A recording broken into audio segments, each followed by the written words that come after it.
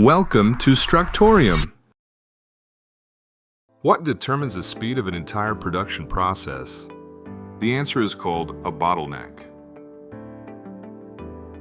Imagine a production line with 4 operations. 3 of them are fast, 1 is slow. Which operation determines the output of the entire process? The fastest one? No. The slowest operation becomes the bottleneck. It limits the flow of the entire system. Parts arrive faster than the bottleneck can process them. As a result, a queue starts to build up. Improving an operation does not always improve the process.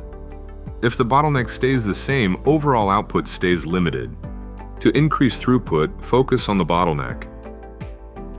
Even a small improvement at the bottleneck can increase the output of the entire process.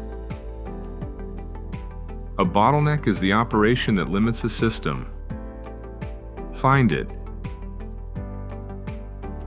Improve it. The whole process benefits.